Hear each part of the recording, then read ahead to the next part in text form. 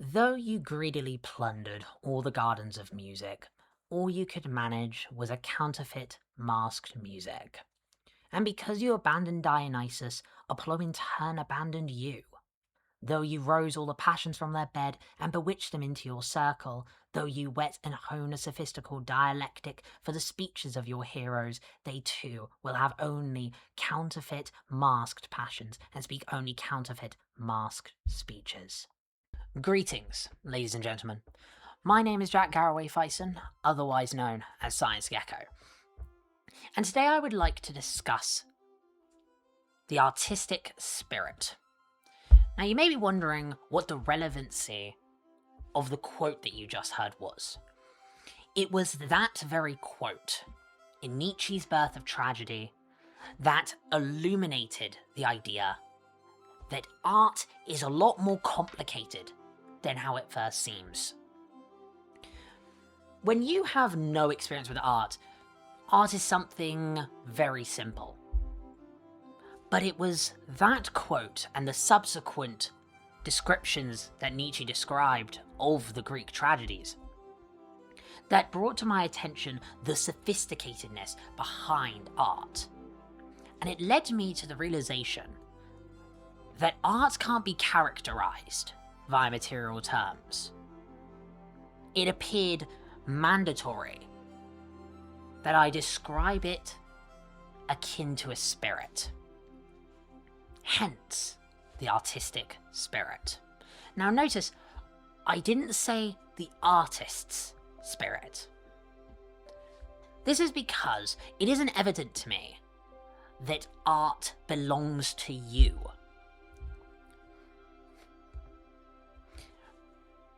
Come with me for a second. When you are attempting to produce a piece of art, do you get it first try? Do you not make any mistakes?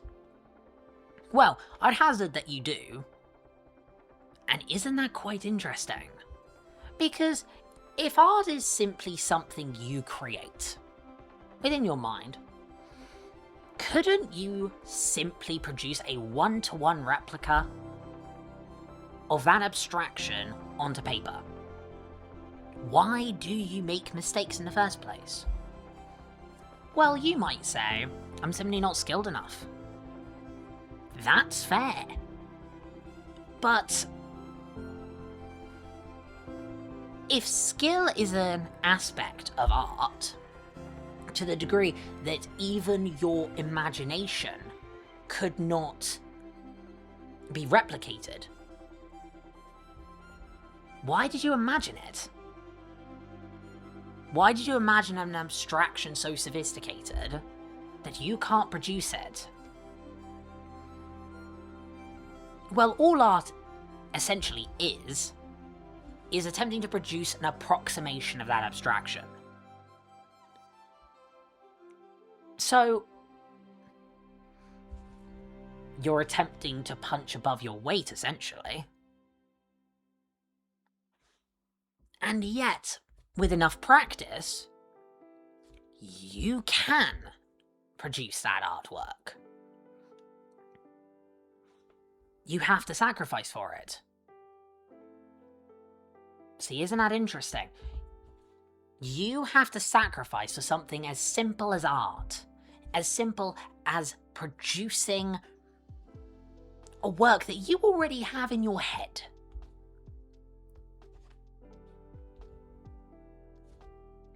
That phenomena appears to me to demonstrate that while you may have the abstraction within your mind, it isn't evident that that abstraction comes from your conscious. Nor is it evident that you consciously attempting to conjure it onto your paper is as simple as what it appears to be. It seems more like you're grappling with a particular entity. It seems like a fight. It seems like a battle. You are having to sacrifice and try again. You are fighting against this phenomena. You're fighting against simply writing on a piece of paper. describing that as a spirit appears quite apt if you think about it in that manner. At the end of the day, a spirit is just an allegory. It's a simple description. But the weight that comes with that term is evident in art.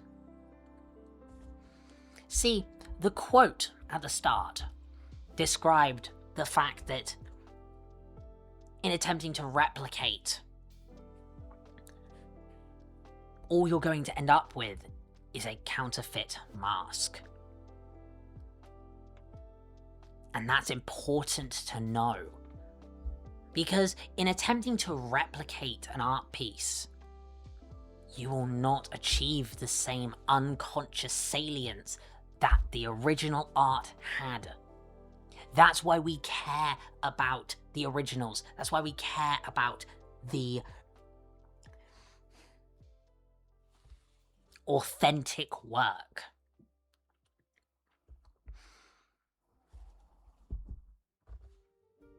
It's because the unconscious is imbued in it. And that's what makes art beautiful. That's what makes art sophisticated, is the level of unconscious individuation that is manifest in that image. Any replica is never going to achieve that again. You can see this all the time in other pieces of phenomena. Music is just one. You get it in writing.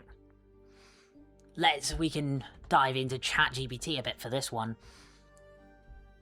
The reason why ChatGPT isn't a very successful tool for writing an essay is because it doesn't have the academic weight that comes from that spirit. It is an AI. It will mimic it to the best of its ability, possibly better than most people, but it will never be authentic. And you know that in anything you do, in anything you experience, if you experience the variant, the permutation of that phenomena, it's not going to provide you the same feeling. It's not going to give you that novelty. We call it novelty in cognition, but in actuality, it's a very psychodynamic idea. It's the imbued salience in the original because of the unconscious sacrifice that the creator had to go through. And the spiritual plane is the best place to describe that. And I'm not speaking simply from myself here. In the psychoanalytic literature, this is commonly discussed, especially in Carl Jung. Carl Jung used art as a form of individuating a person during psychotherapy. Individuation meaning becoming whole. Eschewing with the incongruence that I've previously discussed in other videos. How it does this? Well, what have I been describing? The effort in imparting a soul into the art projects your unconscious onto that piece of paper. And that's reflected right back at you. Your conscious is aware of it now. See, the majority of unconscious phenomena is just that. It's unconscious. Most of the time, we need to either talk to somebody, produce it in another form, or articulate it using unusual language in order for our conscious to be able to grapple with the actual problem at hand. That's what I ultimately was talking about in my The Spirits of the Logos video. Mathematics, art, literature, and speech are the avenues through which you can discuss and articulate your unconscious to your conscious. Being aware of your own unconscious is the ultimate form of psychotherapy. That's at the end of the day what psychotherapy is trying to do, at least psychodynamic psychotherapy, which is what I am my specialty. So the artistic spirit, it's not the artist spirit, nor, if anything, is it this platonic spirit. The artistic spirit is an internal psychological struggle that you are undertaking as you're producing art. The purpose of me telling you this is so you understand the significance behind art. The majority of people in the modern day don't actually care about art. We don't acknowledge art because art is seen as this very archaic, very luxurious and often leisurely task. We do art out of boredom. We do art simply when we want to. We don't put weight onto it. A subset of people do, and those are the people that tend to be aware of this. Maybe not in the exact way I'm describing it, but they are aware of it on some level. And I'm attempting to describe to you the relevancy of art just like I experienced it when I was reading Nietzsche's Birth of Tragedy, which I assume goes without saying I wholeheartedly recommend if you want to get a better understanding of art. The reason why I appreciate Nietzsche's Birth of Tragedy so much when it comes to understanding the artistic is because he was not shy to use archaic terms, to use words like Dionysiac and Apolline. He did this, as far as I can tell, because art requires that level of language. It requires a phenomenological and mythological basis in order to flourish. If you try to logically analyze and describe art, you are going to fail. What are you going to do? Analyze it on a superficial level? The colours? Oh, the object in the picture? Well, no. Because if you do that, I mean, you can do that. Heuristically, you would do that, as human perception works on that level. But it's not a productive or sophisticated analysis. You're not going to get to the crux of why you like the art. That's because it's unconscious. It can't be articulated like that. It's not a mathematical formula. Logic is not used in that capacity. Logic shouldn't be used in that capacity. This was discussed in Descartes. Logic is useful in its place. And I assure you, I will do a video all about mathematical logic. But the artistic is what I'm focusing on today because I believe it to be one of the most misunderstood and relevant things in today's society. We as a society live in a very unsophisticated place right now, very incongruent as well. We are not in tune psychologically, and we are not aware of the beauty of the phenomena around us, and art is another victim of this modernized apathy. Hence my use of the artistic spirit again.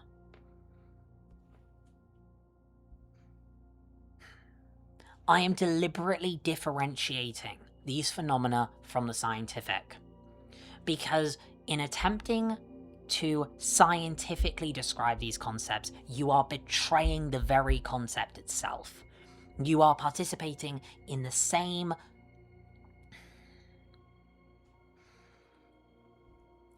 apathetic wave that has been happening for several decades now. The scientific is not the way to analyze this. And in doing so, you are only going to cause more apathy. You need to try to appreciate the abstraction. Eschew with the scientific when trying to analyze this, because you're not going to get the root by doing that. No psychological problem is successfully analyzed by using science. It's not. We have statistical methods in psychology that we'll use to usually try to study social psychology. But that's not a psychological problem, that's simply how things manifest. And I'm sorry, majority of the time I find it to be hokum. I find the social psychologists that analyze things statistically to actually completely betray the subject and fail to notice even the most salient details because maths can't account for them. And this is further done by CBT. Everything being cognitive and mechanical does not explain the beauty behind something. It simply explains in a very dry and very remiss way how we interpret it. Hence I like phenomenology, because phenomenology, as far as I can tell, is the best psychological tool that we have in analysing phenomena like this. In analysing how somebody is experiencing it, because that's the only way to really appreciate it. The life world, and the psychodynamic resonance that these phenomena have. And art is no exception of any of this. All of the domains of the Logos, the spirits of the Logos, they all have this capacity, this property. We need to look at them from a phenomenological and more abstract level. Because a literal analysis of something like mathematics does not get you far. This has been tried time and time again, and it's one of the great philosophical mysteries. How does mathematics apply so accurately to the universe when all it is are symbols on a whiteboard? How can you calculate these things so accurately? Mathematicians don't know. Because the mathematician is not trained to think about that. And many philosophers have been struggling with it for centuries. Because these concepts are not simple, they are sophisticated, very deep concepts. And you can brush all this off. You can sit and remain in your scientific, apathetic world where you sit and designate things logically because it makes you believe that the world can be simply analysed. Parsimony is the devil of the modern day.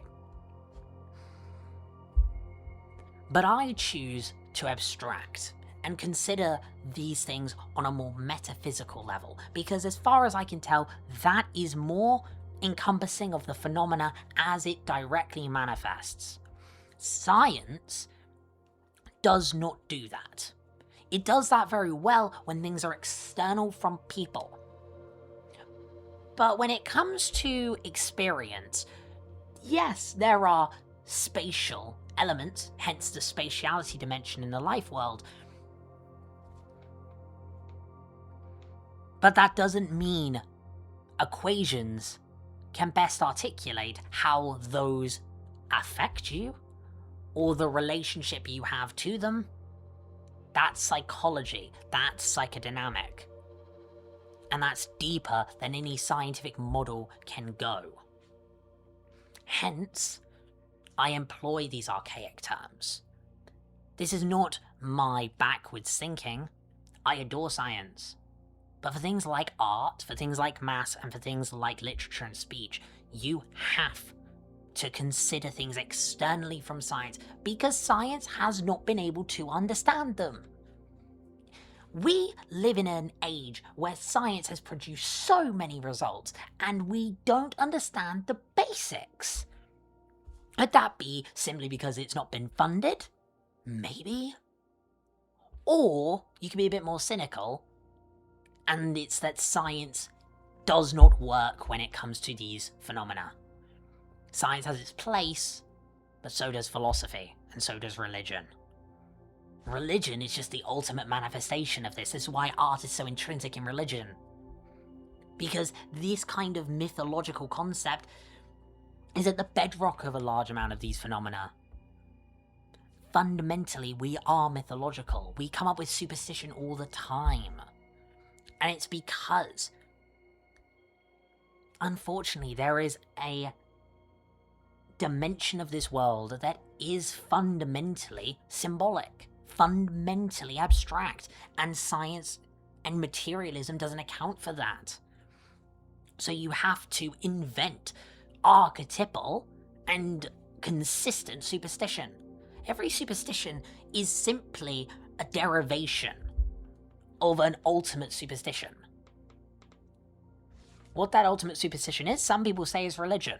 And I don't necessarily disagree with that. Is because not superstition. Religion is a very iterable and sophisticated description of exactly what I'm talking about. The phenomenological and psychological.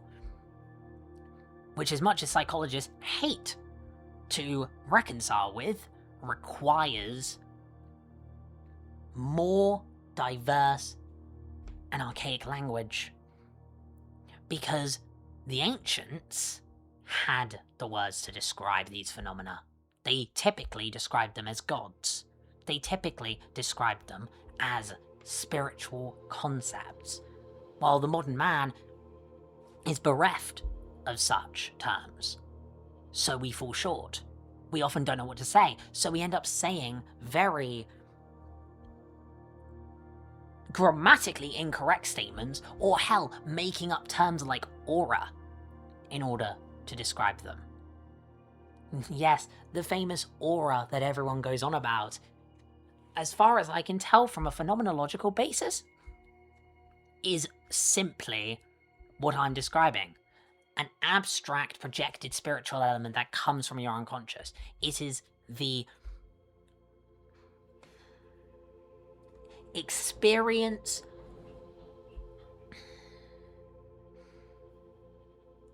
of a phenomena that affects you on an unconscious level. That's why it's commonly associated with particular characters, and I will get into that in another video. For now, I'm covering the artistic. And to wrap it up, the artistic spirit is something you grapple with. And it's something that you should not take lightly, nor is it something you should try to rationalize. It is something you should experience and journey through. It is something transcendental in nature, and it is all done on a piece of paper. That is the truly miraculous thing. This stupidly complicated endeavor is all done on a piece of paper. So I wholeheartedly encourage you to go draw something. And with that, I will bid you all adieu.